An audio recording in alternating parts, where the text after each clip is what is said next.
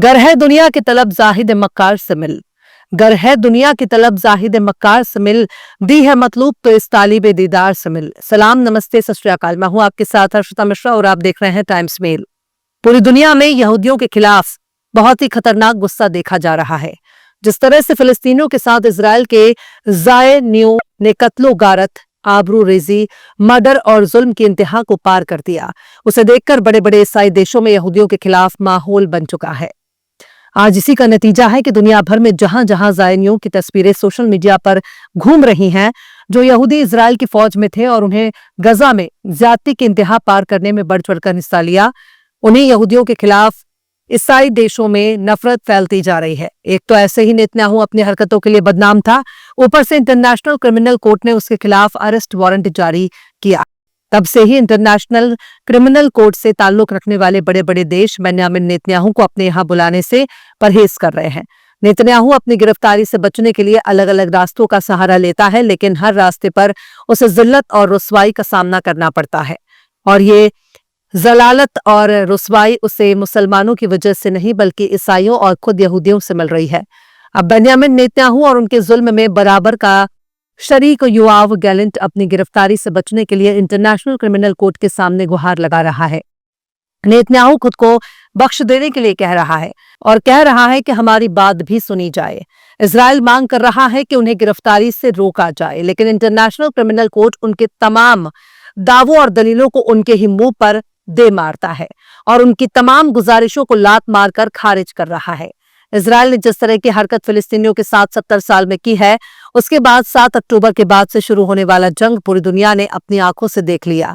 आज पूरी दुनिया में इजराइल बेनकाब हो चुका है, जिसके बाद यहूदियों के खिलाफ अलग ही तरह का गुस्सा देखा जा रहा है। यहां तक कि अब बात पूरी यहूदी कौम पर आ चुकी है। जहां जहां भी यहूदी नजर आ रहे हैं, उन देशों की मेजॉरिटी कम्युनिटी उनका विरोध कर रही है, प्रोटेस्ट कर रही है और यहूदियों को इस नफरत का शिकार बनना पड़ रहा है। यही वजह है कि बहुत से यहूदी बेन्यामिन नेतन्याहू की हरकतों का विरोध कर रहे हैं, लेकिन ये नफरत बहुत ज्यादा बढ़ चुकी है और अब तमाम के तमाम यहूदी कौम को बेन्यामिन नेतन्याहू की वजह से नफरत का शिकार होना पड़ रहा है। चाहे मामला ब्रिटेन का हो, चाहे मामला जर्मनी का हो या फिर यूरोप के दूसरे तमाम इलाकों का, लेकिन कहीं ना कहीं इजरायलियों के खिलाफ नजर आने वाला गुस्सा अब तमाम यहूदियों के खिलाफ नजर आने वाले गुस्से में बदल चुका है। पर नहीं भूलना चाहिए कि इजराइल में मौजूद जो नाम निहाद यहूदी हैं, वो असल में ज़ायनिस्ट हैं, ना कि सारे के सारे वहां के लोग यहूदी हैं। असल यहूदी तो वही हैं जिनका ताल्लुक फिलिस्तीन से है, वरना बाकी अलग अलग देशों में पैदा होने वाले जायोनी हैं। यहाँ तक कि इजराइल का एक भी नेता ऐसा नहीं है जो नस्लन फिलिस्तीनी हो। ये तमाम के तमाम गैर मुल्की हैं और इजराइल में हुकूमत चला रहे हैं। लेकिन बेन्यामिन की परेशानी कुछ और ही है। सोमवार के दिन ही इंटरनेशनल क्रिमिनल कोर्ट ने इजराइल के जरिए दायर की गई अर्जी को लात मारकर खारिज कर दिया। इजराइल का कहना है कि इंटरनेशनल क्रिमिनल कोर्ट के पास इजराइल के मामले में दखल देने का हक नहीं है, इसलिए बेन्यामिन नेतन्याहू और उसके रक्षा मंत्री रहे योआव गैलेंट के खिलाफ जारी अरेस्ट वारंट को वापस लिया जाना चाहिए। लेकिन इंटरनेशनल क्रिमिनल कोर्ट ने उनकी अर्जी को खारिज कर दिया और इजराइल के अफसरों से कह दिया कि उनका अरेस्ट वारंट बरकरार रहेगा।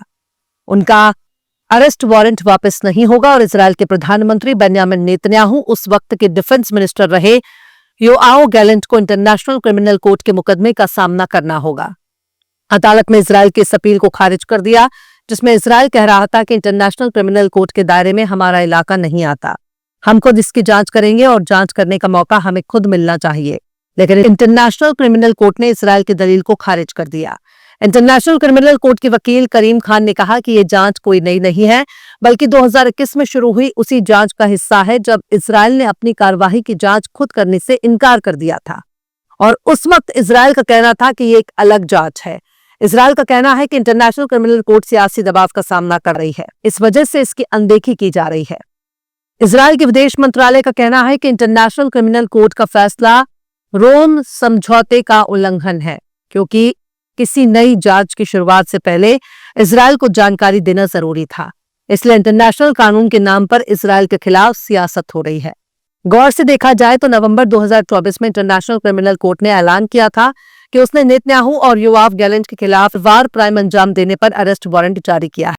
अदालत का कहना था कि गजा में जंग के दौरान आम नागरिकों को भूखा रखना, उनका कत्ल करना और जानबूझकर आम नागरिकों पर हमले करना ये वॉर क्राइम है। इसलिए इंटरनेशनल क्रिमिनल कोर्ट ने नेतन्याहू और उसके रक्षा मंत्री रहे योआव गैलेंट को वॉर क्रिमिनल घोषित कर उनके अरेस्ट वारंट जारी कर दिया, जिसकी वजह से बेंजामिन नेतन्याहू किसी भी देश के दायरे में आने से बचना चाहते हैं, क्योंकि इंटरनेशनल क्रिमिनल कोर्ट का दायरा जिन जिन इलाकों पर लागू होगा उन इलाकों को ये हक होगा कि वो बेंजामिन नेतन्याहू को अपने देश के दायरे में आने पर गिरफ्तार कर सके और फिर इंटरनेशनल क्रिमिनल कोर्ट के सामने पेश करें। इसलिए बेंजामिन नेतन्याहू को कई इलाकों से बचते बचते अपना सफर तय करने के लिए मजबूर होना पड़ता है। बेंजामिन नेतन्याहू खुद को पाक दामन समझते हैं।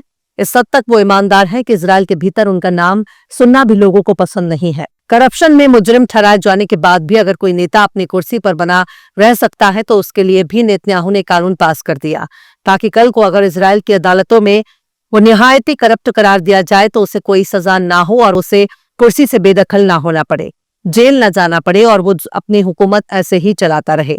अभी हाल ही में बेंजामिन नेतन्याहू ने इजराइल के राष्ट्रपति को अपनी माफी भेजकर खुद के खिलाफ चल रहे मुकदमे से बरी करने की गुजारिश की थी। पर सवाल है कि जब बेंजामिन नेतन्याहू ने कोई जुर्म नहीं किया और बिना जुर्म के कबूल किए वो मुजरिम नहीं माना जा सकता, तो फिर वो माफी क्यों मांग रहा है? अगर बेंजामिन नेतन्याहू इतना ही ईमानदार और साफ सुथरा है तो फिर उसे नाक रगड़कर माफी मांगने की क्या जरूरत है? खैर, इजराइल वाले बड़ी किस्मत के हैं जो उन्हें इतना कट्टर ईमानदार नेता मिल गया। भारत में रहने वाले निक्कर गैंग भी कितना खुशकिस्मत हैं। वे जिस भी नेता को अपना जीजा घोषित करते हैं वो निहायत ही बेईमान और करप्ट होता है। इसलिए ऐसा नेता निक्कर गैंग को ही मुबारक हो।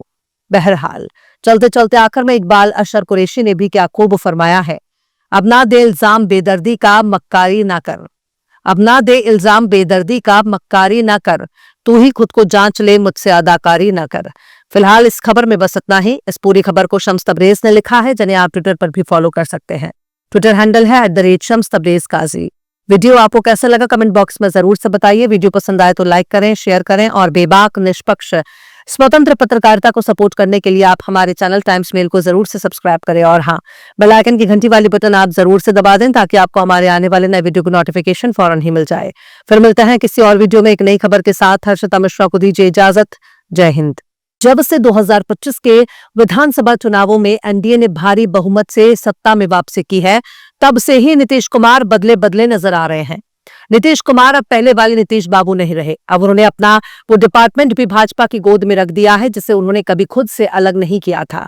यानी बिहार के सिक्योरिटी का निजाम अब भाजपा के हाथों में है और जैसे ही नीतीश बाबू की पावर भाजपा को हाथ लगती है वैसे ही बिहार में गरीबों पर भाजपा का बुलडोजर भी चलने लगा। अगर अभी तक आपने हमारे चैनल टाइम्स मेल को सब्सक्राइब नहीं किया है तो जल्दी से सब्सक्राइब कर दें और बेल आइकन भी प्रेस कर दें।